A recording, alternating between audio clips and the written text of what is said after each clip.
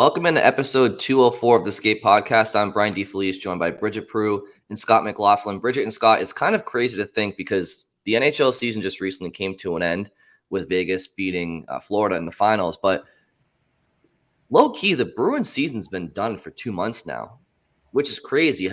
It's already been 2 months since they got eliminated. And I bring that up because while the NHL season just ended, don't look now, but we have the NHL draft and we have free agency within the next month happening. So it's the last 2 months has been difficult with the Bruins out and the playoffs continuing, but now here we go. It's back in their hands. Next season is now here for them. And it starts this summer with the draft and free agency and some storylines in between that we're going to discuss today. Yeah, and it's crazy like how you go from so slow where there's been this long buildup where, hey, they can talk to their free agents, but nothing really tends to happen. And then a week from Wednesday, first round of the draft, and that rolls right into start of free agency on July 1st. So it's like everything gets crammed into like that week and a half, and probably 95% of the offseason moves get done just during that time. But yeah, obviously, not much happening with the Bruins yet. They did make one signing. On Monday, they signed goalie Brandon Bussi to a 1-year extension, 2-way contract. So in theory, he can move up between Boston and Providence next season if they need to. Obviously, as things stand now, he'll be the number one goalie down in Providence again, just like he was this past season. Had a really good year down there as a first-year pro. But, the bigger discussion, one that we talked to Mark Diver about a few weeks ago, if people want to revisit that podcast, is, would Bussi be ready to be the NHL backup if they do trade one of Ullmark or Swayman? So, that's interesting, but he's at least back in the fold and is a goalie that I think has a pretty promising future. Other than that, we're still waiting for all the other dominoes to fall. No other free agents have been signed, no trades or anything, but it's all going to start happening fast because I mentioned draft being a week from Wednesday. There's going to be trades around that time. Maybe the Bruins, maybe not, but around the league, we'll definitely see some moves. Teams, if teams are making trades, they want to get draft picks and move around the board and all that stuff. So it's going to start to get more exciting. We're kind of in like this one last quiet, dead week before everything gets going, but it's coming fast. Yeah, and so I don't know where you guys want to start or if you want to go off of that, because we did get a question about, or we wanted to talk a little bit about goaltending and how the Bruins goalie pieces might factor into moves they make ahead of the draft. And somebody that we talked about before that the Bruins might be looking to trade would be Linus Ullmark. But over the past few days, I've been seeing more people with the take that they don't think that that's a high priority for Bruins management would be to move Ullmark. Even though we've kind of gone over how it would make a lot of sense, seeing as you have two young goalies that could go in, and Bussi obviously not super, hasn't had a whole lot of experience, but Swayman is right there to take up games if you need him to take up more. We all three of us think he could.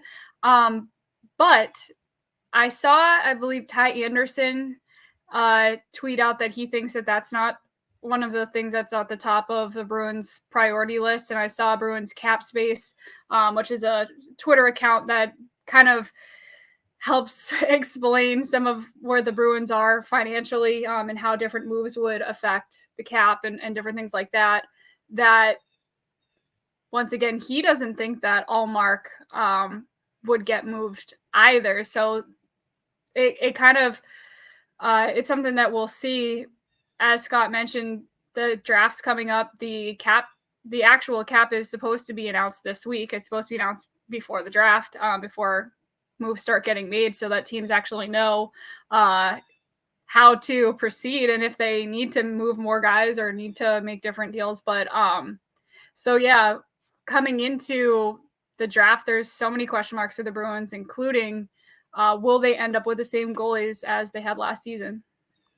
Yeah, and I think and Matt Porter jumped on the idea behind that the Bruins cap tweet as well of basically the idea was like maybe Jeremy Swayman signs a cheaper like 1 year kind of bridge deal and then reevaluates like a longer term extension after the season, which I guess, hey, if Swayman's willing to do that, then great, like that helps the team.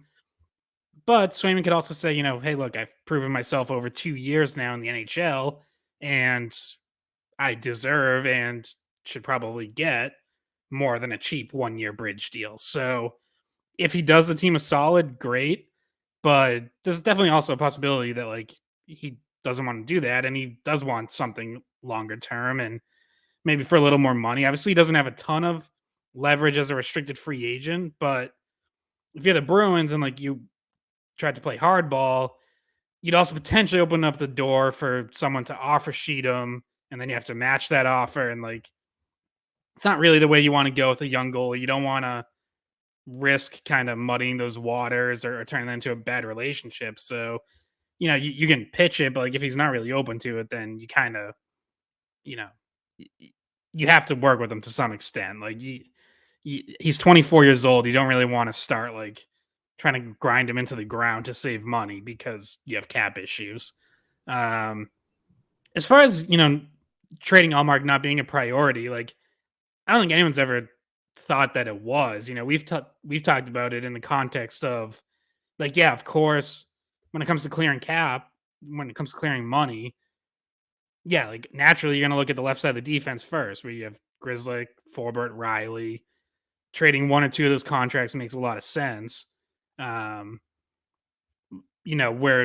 potentially trading a goalie comes into play is, all right, what if you're not really getting much for those guys? What if you have to attach prospects or picks in order to move them? The reason you would trade Ullmark is one, because that is $5 million, and two, because he would actually have value and you would get something in return. So it's not that they want to trade Ullmark, but it's that they got to trade someone. They got to get money off the books somewhere. And if you're not willing to, attach like a pick or a prospect to move a quote unquote bad contract, then maybe you decide that, hey, if we can get something of, real value for Linus Ullmark, maybe we go that route instead because we feel good still having Swayman. Yeah, I think Ullmark is the guy that you need to circle for the reasons you just mentioned. He has a $5 million cap hit right now. More importantly, he has a modified no trade clause that kicks in this coming season, which was not in effect his first 2 years in Boston. The first 2 years, he had a full no trade clause, I believe. Right. That's right. That's what I'm saying. So like going into this year, now it's a modified no trade clause. So whatever that entails, it's just easier to trade him, I guess, now because he had a full no trade. But that's no longer applicable. But mainly for me, yes, you alleviate the $5 million of cap space that he's currently allocating on your payroll, and he is the most valuable roster player that the Bruins would be willing to move. His stock will never be higher. He's coming off of what will be a Vezina Trophy winning season, and there are plenty of teams. Look, people might say, yeah, well, he didn't play great in the playoffs. That's fair. None of us here would really debate that, but he got them to the playoffs. And there are a lot of teams in this league that would be willing to take a chance on a goalie that can at least get them there and then see what happens. And, I just believe personally, from a philosophical standpoint, goaltending is without a doubt the most important position in hockey. That said, I really do believe it's the most replaceable position. Not only do you have a guy like Jeremy Swayman in goal that is more than capable of being a full number one, you saw it here with Tuukka Rask for years. He was your number one goaltender, and you had a carousel of backups come in that gave you 20 to 30 games. Like you go down the list, like Alex Auld, Yaroslav Halak, I mean, Vladar, Anton Hudobin. Hudobin was a big one. Yeah, there's so many guys. I mean, there's so many guys, and the Bruins want to. In the bubble, they had, was it the bubble, or Vladar was one of the backups, and that was when Tuukka left. Yeah, but and Vladar got in for like 5 minutes and just got pelted by the Lightning. Yep. Correct. the Bruins won a Stanley Cup with Tim Thomas, who was undrafted and was a phenomenal story journeyman. He was not the prototypical, this is how we're going to win a Stanley Cup. Let's get that. Like, you know what I mean? Like you can, it's the most important position, but you can find a way it's an easily replaceable position, at least more replaceable than, like number one, number two center or number one defenseman. Like you can find goalies. And I just think that the Bruins owe it to themselves to sell high on this asset. Cause I don't think he's integral to this team 5 years from now. Like they need to start restocking draft collateral. They need to alleviate cap space, and they'll be just fine. I promise you, with a combination of Jeremy Swayman and insert backup goalie here. And so, do I think it's a priority? Like, I don't know. I mean, maybe not number one, but if it helps, I think number one is clearing cap space and restocking their draft pool. And I think Linus Ullmark is the most, like the biggest option to do that without really feeling it. Like he's a good player, but like, we'll move on. Everybody will move on. And so I would certainly want to move him before Swayman. Like I'd rather keep Swayman. He's younger. Yeah.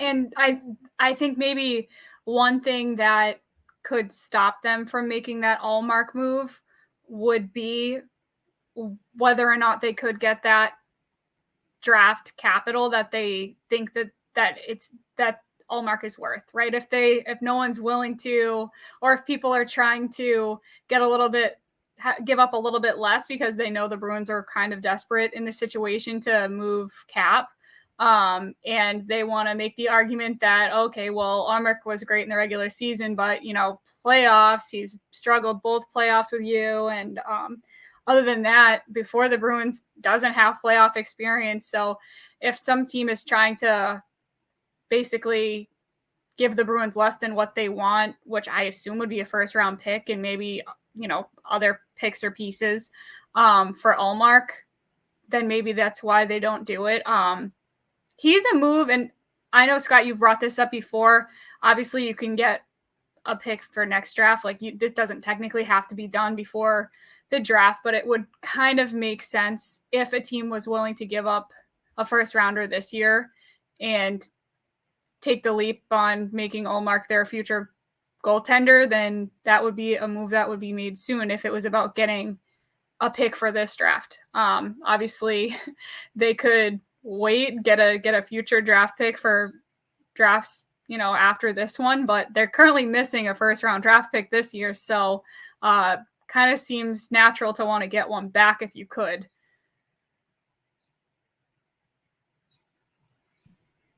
Yeah, I don't know if Scott's frozen, but Hi, Scott. but until he comes back, you're absolutely right. I mean, that's the situation where you wouldn't really trade Ullmark. You wouldn't want to sell. Like the whole point is to sell high, right? So if you're not, if the market isn't letting you sell high because they feel like you're desperate or whatnot, then yeah, that's when you don't want to get pantsed either, right? Like you want to be able to. The cap, if you can move cap, that's great. But like, I mean, that's the bare minimum, obviously. But you don't want to get pants. You want to make sure if you're going to do it, make sure you can optimize the deal. But yeah, if people start playing hardball, then yeah, it's not automatic. But in theory, I do think people out there would be like, especially here in Boston, whether it's been Thomas or Rask or Swayman, Ullmark, like we really have like been fortunate with the goal. Like look at Philadelphia. Philadelphia has not had an adequate goaltender in between the pipes in, I mean, decades. So there are teams that now they're in a full rebuild, right? So maybe the Ullmark doesn't make sense, but there are definitely teams that haven't been graced in the goaltending department that maybe that's all they are away from making the playoffs, and they're willing to take that gamble on a guy who won a Vezina trophy, but wasn't the same guy in the postseason for one reason or another. Yeah, and I also think what's potentially interesting here is we know the NHL is a copycat league. So I also wonder, like, do teams look at what Vegas just did? Basically just throwing a bunch of different goalies out there, and eventually Adin Hill gets hot, and like, are teams maybe a little less likely to give up a lot for Ullmark because they say, well, we can just kind of get a collection of guys and do the Vegas thing. I think some teams might think that, but Brian, to like the point you just made, there's other teams that have been cycling through goalies and unable to find a number one for years. So those teams are going to be like, we've kind of been trying the Vegas thing, unintentionally, and it's not working for us. So there's also teams that are going to be a lot more likely to be like, we want the guy. Like, we actually do want to go out and get a number one instead of just, throwing a bunch of $1.5 to $2 million goalies at the problem. Let's go get someone who, can be one of the best goalies in the league, has been one of the best goalies in the league. So, for as much as Ullmark's value may be not super high for some teams because they just look at what Vegas did, I think there's other teams that would like more certainty than they have now and potentially still be interested in Ullmark.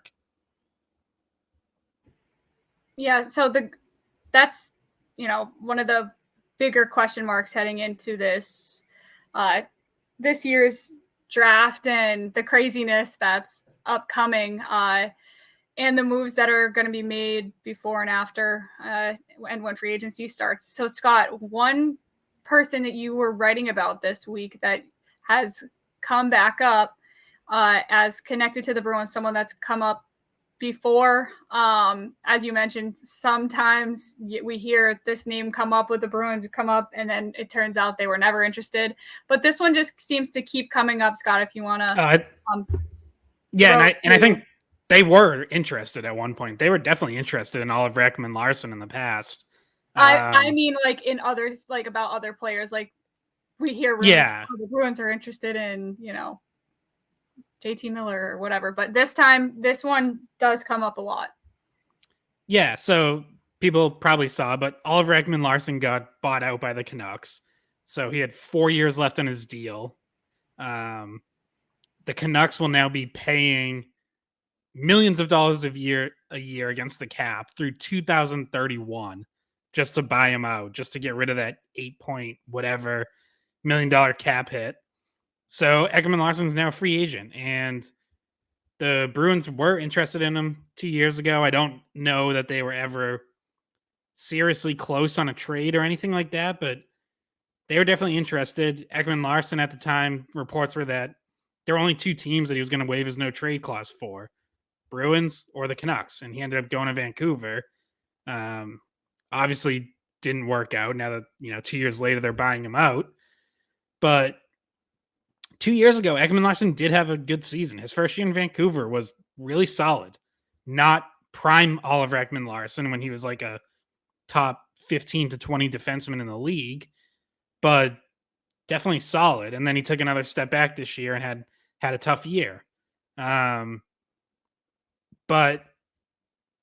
Elliot Friedman and Jeff Marek on the 32 Thoughts podcast already kind of started stoking these flames because they had the same first thought that I think a lot of people had. Jeff Marek said, we've talked about various teams that have made plays for Oliver Ekman-Larsson in the past.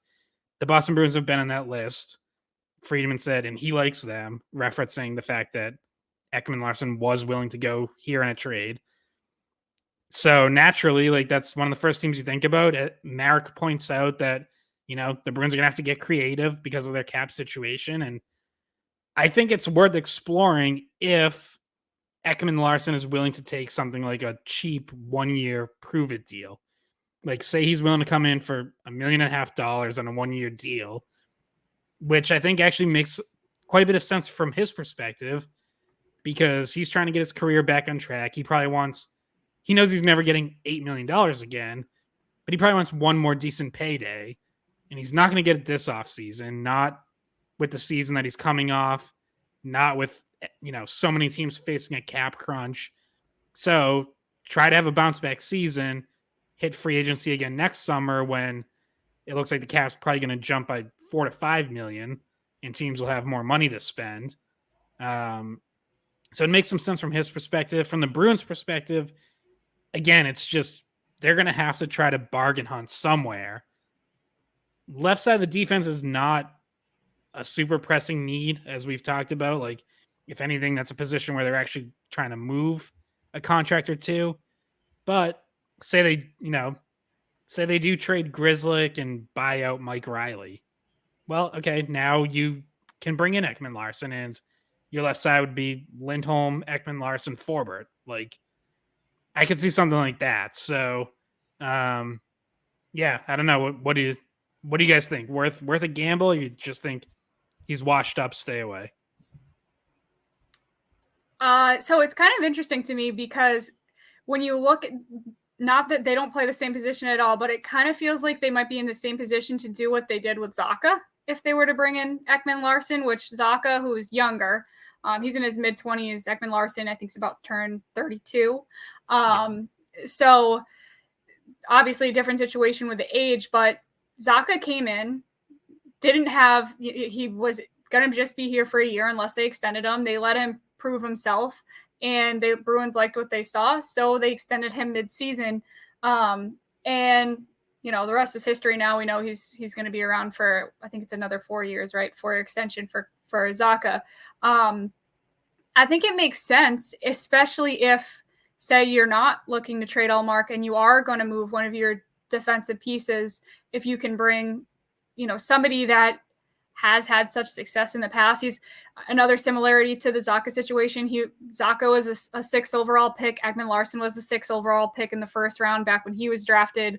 So these are, he's a high draft pick. We've seen what his ceiling can be, but over the last few seasons, he's played fewer games. Things have fallen off. And obviously when a team buys you out, that's never, that's a sign of no confidence pretty much. So that's the risk the Bruins would have to take. Do they need to take some big risks this offseason because of the cap situation? Yeah, they need to take at least some risk in order to try to evaluate talent that they can get for less money and plug it in and hope they were right, that their evaluation was correct and that person will seamlessly fit in. And it doesn't seem like a huge risk if you can get him on a team-friendly deal and do it as kind of a tryout year. After that, what his contract would be after that, what he would want to do, I don't know. But I'm sure it's on Boston's radar if Ekman-Larsson said Boston's one of his top choices for somewhere to go. Obviously, that could help solve some of the Bruins' problems. I mean, I think if the Bruins are able to move some contracts around and you get him at the right price, then yeah, I'm for it. I mean, I don't believe that just because he had a couple of, or certainly at least one off season, I don't think players they don't just lose it like that. Like he's still a good player if he's in the right situation. I mean, Vancouver's been an absolute dumpster fire for some time now, and I think he was just part of that. You come to a team with structure and just a better, well, I know things are gonna have to change a little bit, but a better roster, a better system, and I'm for. I guess my question is, on a 1-year improvement deal, what would the price tag be? Because if it's like you don't want to just get rid of contracts just to replace them with a similar type contract, like this 1-year prove deal would have to be significantly cheap, like really cheap. Yeah, in my mind, I'm thinking under $2 million.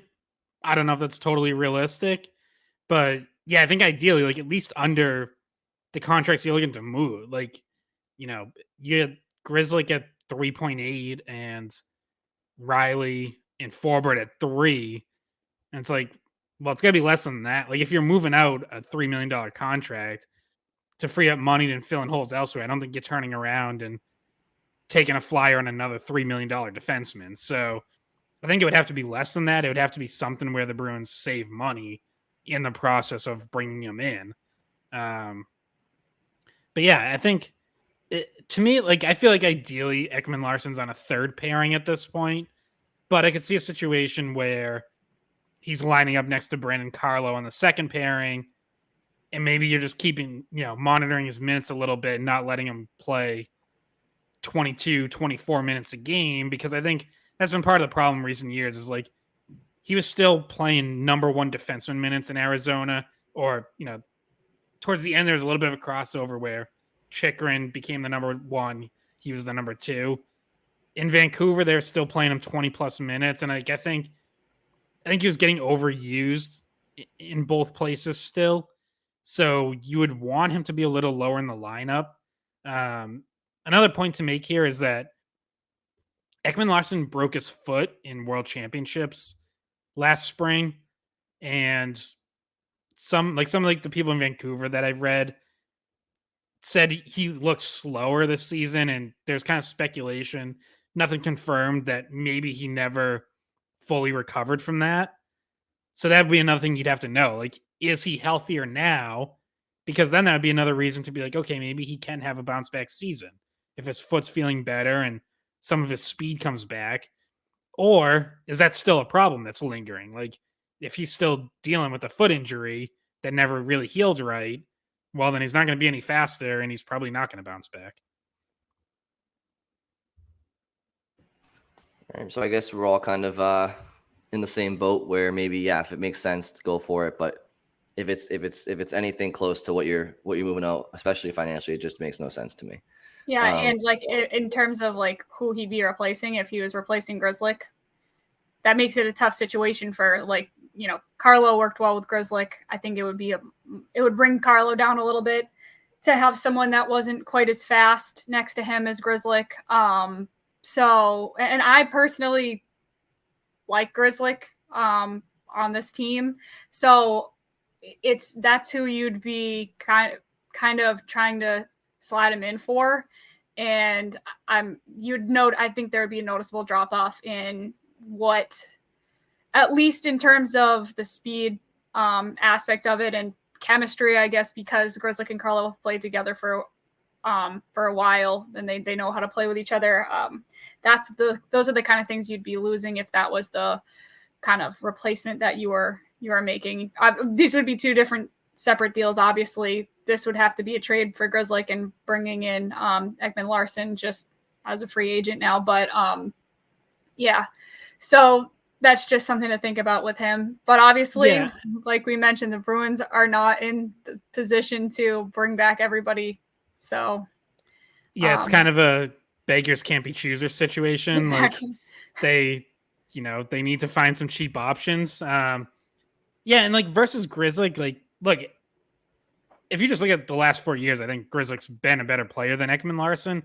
But I also understand, Bruins are always looking for, and every team is, bigger defensemen who have some mobility. Like we talked about it last episode, how that's kind of been a staple of the last several cup winners, is having D-cores that are built that way. So Ekman-Larsson, not like overly physical, not really like a super rough, tough player, but like he is 6'2", over 200 pounds, and he will use it from time to time. Like you'll see him throw some hits, and in his prime, he was a really good defender too. Again, that's another area that's fallen off, and you have to decide and try to figure out, has that fallen off because he's just that much worse now, or is it because he's played for two really bad defensive teams in Arizona and Vancouver?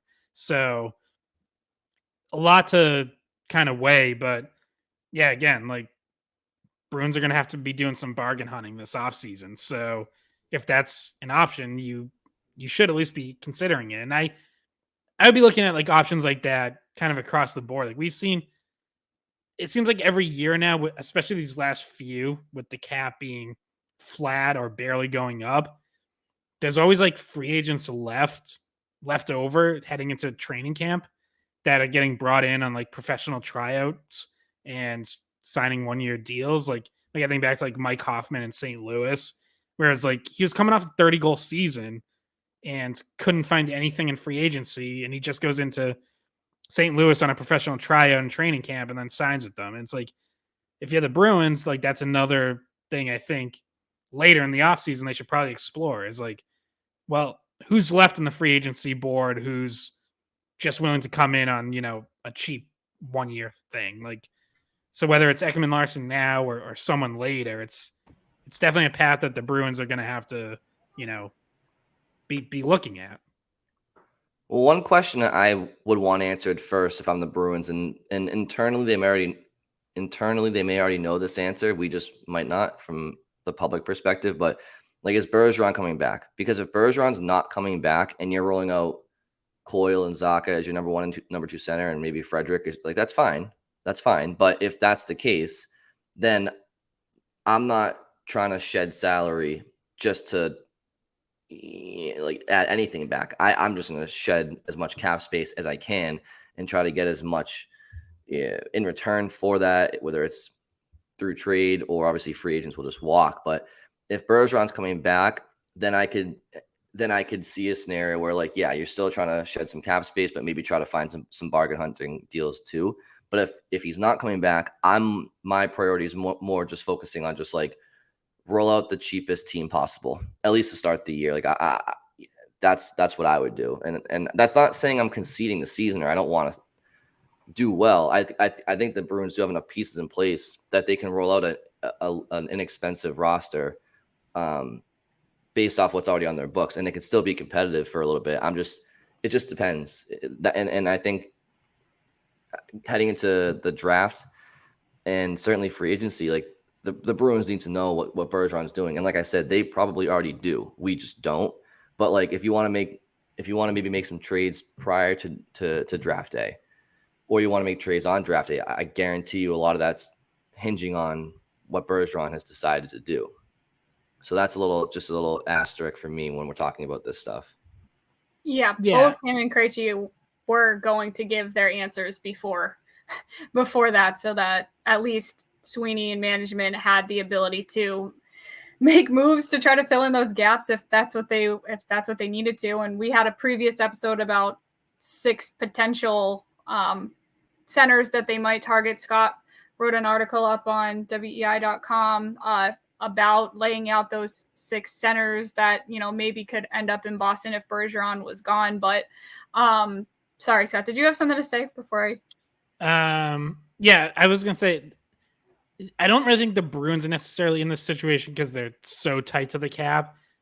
But even if you're rolling out like a mostly younger lineup and just kind of seeing how things go, I think it can still be worth like signing a veteran or 2 on a flyer, because if you're talking about ways to potentially recoup draft picks in coming years, well, signing someone who might be a commodity at the trade deadline is not the worst way to do that. Like, you bring in someone cheap, put them in position, maybe they have a pretty good season, and then you can flip them at the trade deadline and get a second round pick or something like that. So, I think that's a mistake to me that like some rebuilding teams make, is like not using that as a strategy more.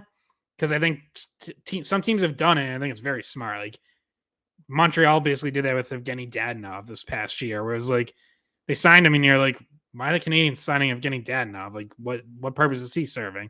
It's like, well, he had a decent season and then they traded him to Dallas. So,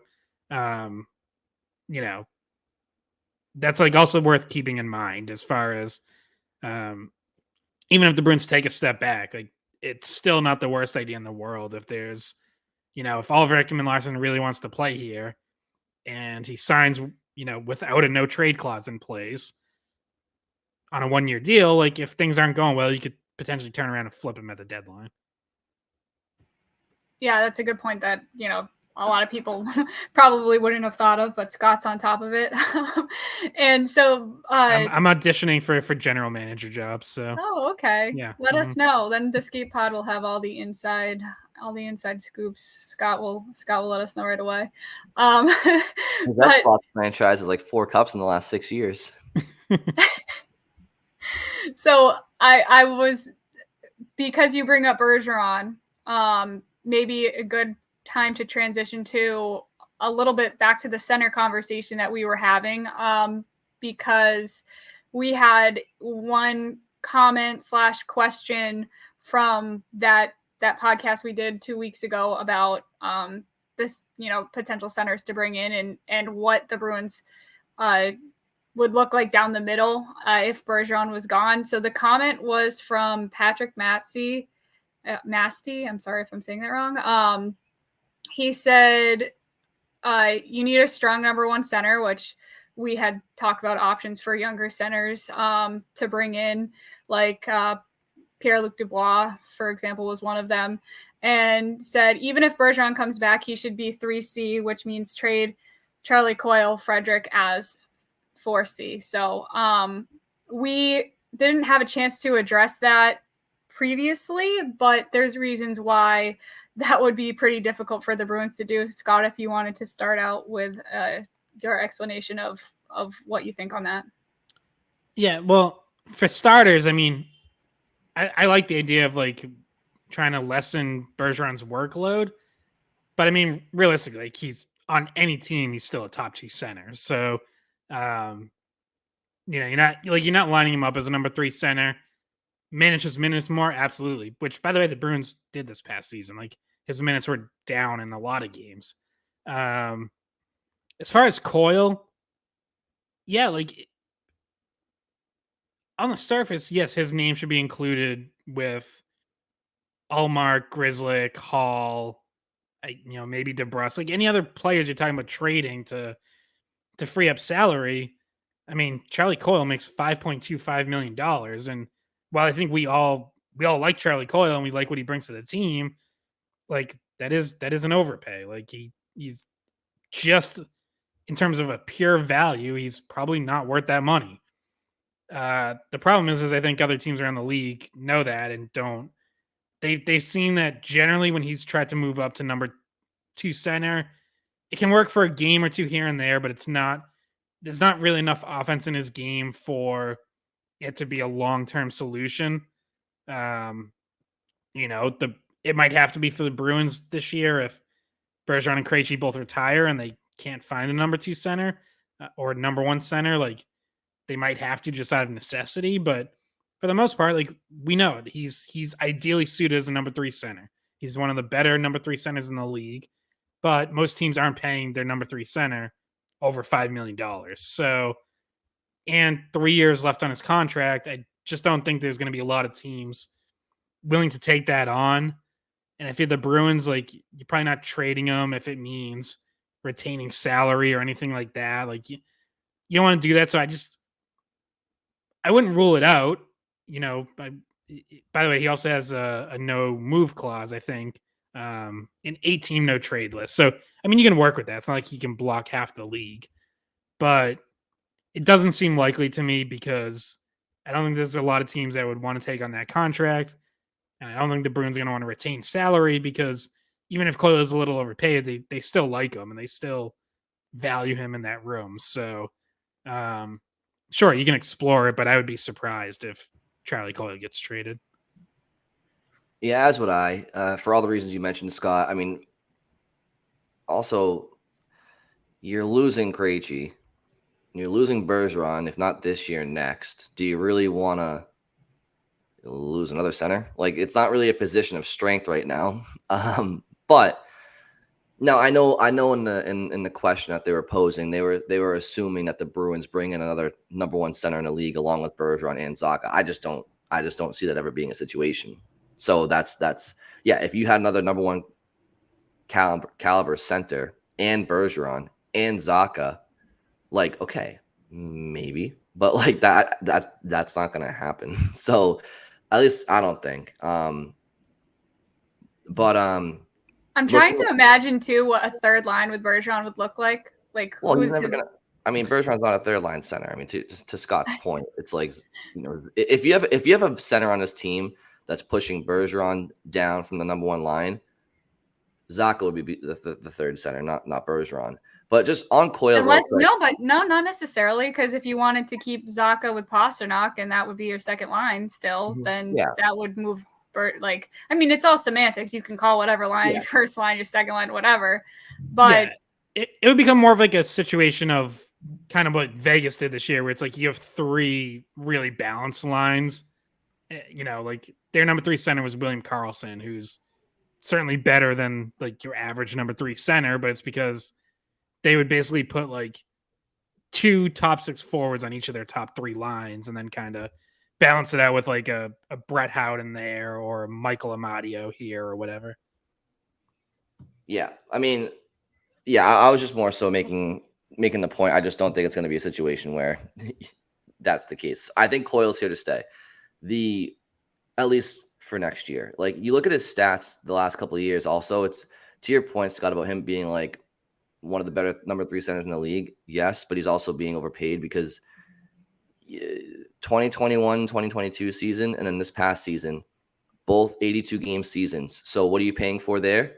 You're paying for durability. And I think that's something worth mentioning too, that stats don't always, the scoring stats don't always encapsulate, right? He's an 82 game per year player, which is important, at least the last 2 years. And both years, 16 goals. 2 years ago, 28 assists. Last year, 29, 44 points, 45 points. His face-off percentage went up about 3% since last season. I think that's important too. Are you overpaying him from an offensive standpoint? Yeah, I mean, $5+ million for a 45 point guy is a lot of money. I just think, like, if you're losing Bergeron this year and next year, we know Krejci's going.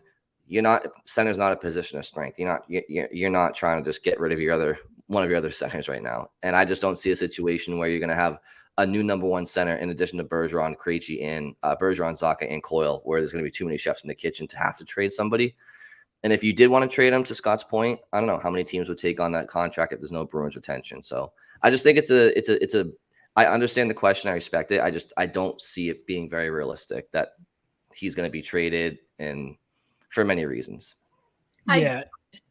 And Coyle also got a lot more defensive zone shifts this past season, put in the work to become one of their top penalty killers. So, like, there's a little more added value where he's not just a 5-on-5 player. We know he's been on the power play before, but he's not a big power play guy.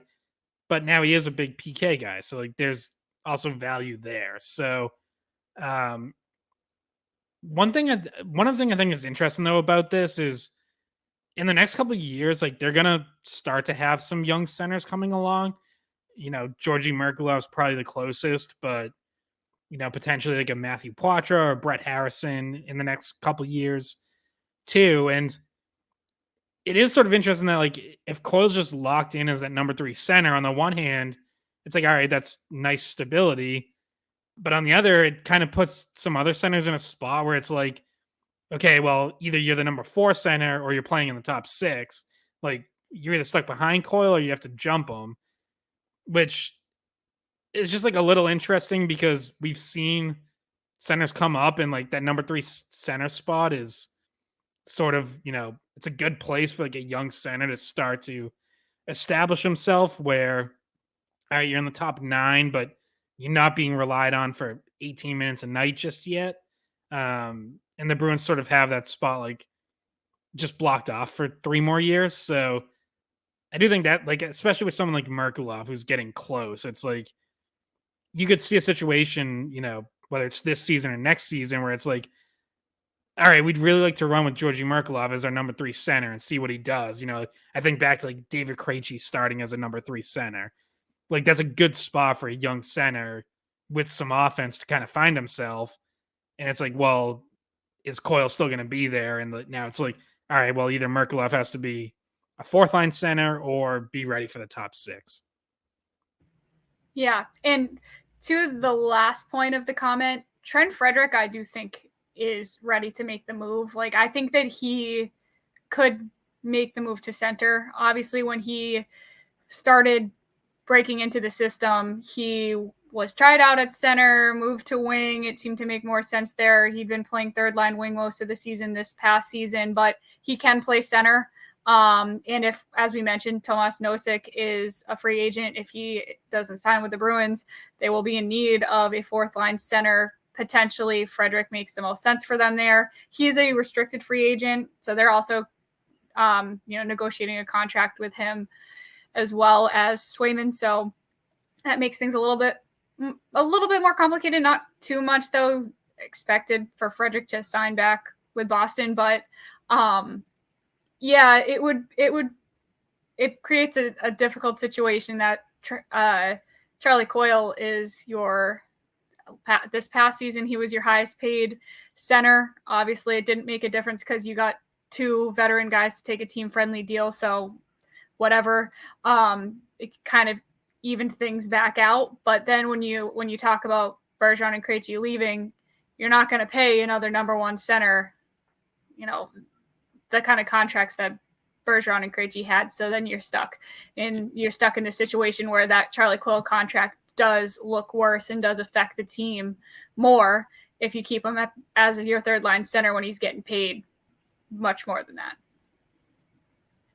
Yeah, and I think where there's a will, there's a way. Like eventually, if the Bruins have to move him for some reason, maybe they want to see Merkulov get some opportunity, or if the Bruins are ever in a situation where around a trade deadline they're not in a playoff position, or like I do think with the asterisk being that they would probably have to retain maybe some salary, sure, but I do think like you could see Coyle going to a contender at a deadline in the next couple of years if the Bruins aren't in a place where they're competing, and because they're not competing, they don't really mind retaining a little bit of salary because they're not really trying to go for a cut. They're just trying to, you know what I mean? So when it gets to the point where they start to value giving some younger players more opportunity and they see a veteran standing in the way and they're also not really playoff bound, there'll be a way to move them. I just think when I hear this question, I'm thinking about it like going into this season. I don't see it realistic going into this season, but as the years go on, like, yeah, there will be a way to move him if they have to. And this is also not to say that, like, I don't want to make it sound like I don't like Charlie Coyle as a Bruin, because I think he does bring a lot of value. Both of you kind of brought up what he brings to the team. He's a bigger guy. He showed his value even in that first round of the playoffs. He was one of the guys that I thought stepped up and did what he needed to do in the first round, especially when Bergeron and Krejci were out. But it's the contract really that when you come down to it, it's that contract that makes us have to have these conversations. He's a decent player for sure. And ever since he had that knee surgery, he's looked better, right? When he came into the Bruins, he was questioning needing surgery. And then once he finally got it, he does seem to be playing better. He looks different. And, that's only been a positive for the Bruins once he got that done. Yeah. And Bridget, because you brought up Trent Frederic, it just kind of reminded me of this. Did you guys see like there was a little rumor / report about Frederic? It's from Andy Strickland, who's based out of St. Louis. So there's the connection there with Frederic being from St. Louis. But he tweeted something about like basically like keep an eye on Trent Frederic, like, interesting restricted free agent. Bruins, teams know that like they have salary cap issues. Someone could potentially make an offer, offer sheet Frederic.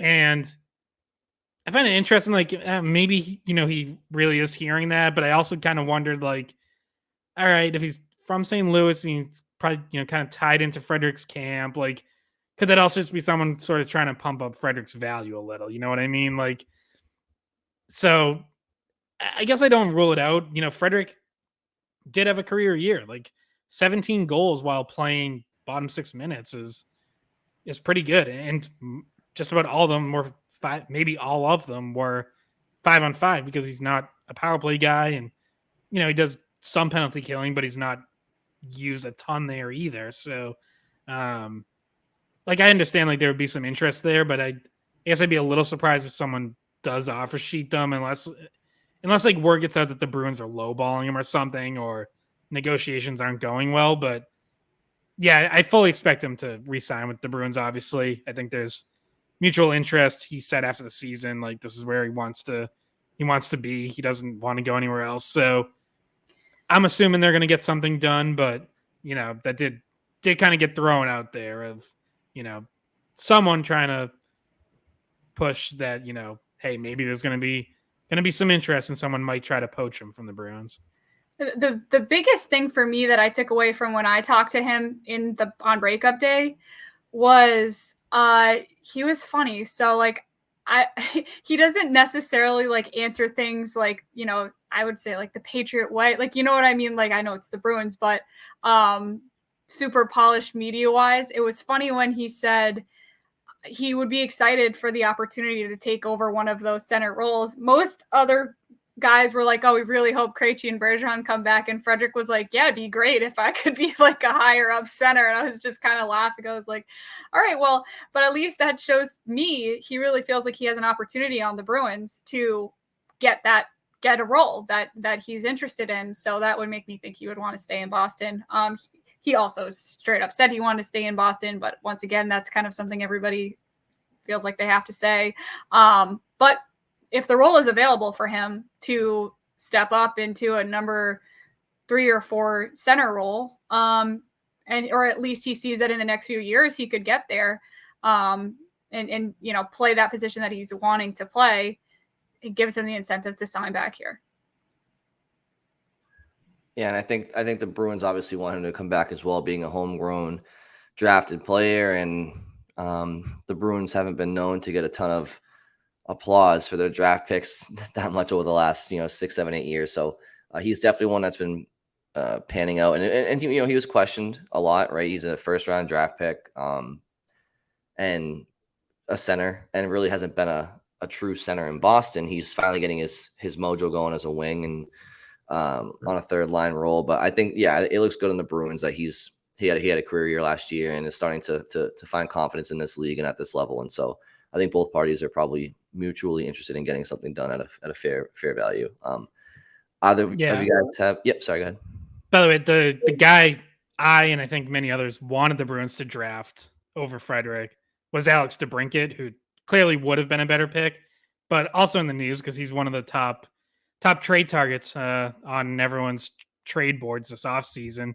Sounds like he's probably on his way out of Ottawa. So don't think the Bruins will be a player. They just don't have the cap space to add a player like that, but will be interesting to see where he ends up though. Why is that? What's going on with him in Ottawa, being on a young up and coming team? And yeah, I don't know. I haven't fully read into it, but definitely seems like either not a good fit there or whatever. I mean, the centers do have a lot of wings like that. That's actually somewhere they're pretty loaded. So, yeah, I don't know. Seems like it hasn't really worked out as well as everyone was hoping there. So,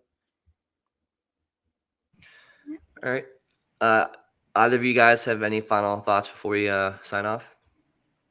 No, I think we covered most of what we were planning on talking about.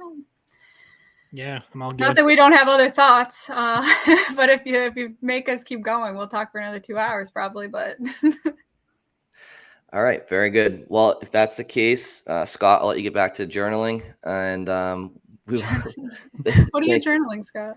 I'm not journaling. Not that I'm not doing anything. Your diary. There are a lot of thoughts left. All right. Thank you all for listening. We'll talk to you very soon. Hey guys, thanks for watching the Skate Podcast. If you want to see more of our videos, visit our playlist. Not in front of a screen. You can listen to us on Spotify, Apple Podcasts, or wherever you get your podcasts. Don't forget to follow us on social media. And if you enjoyed this video, please don't forget to give us a thumbs up, subscribe to our channel, and leave a comment.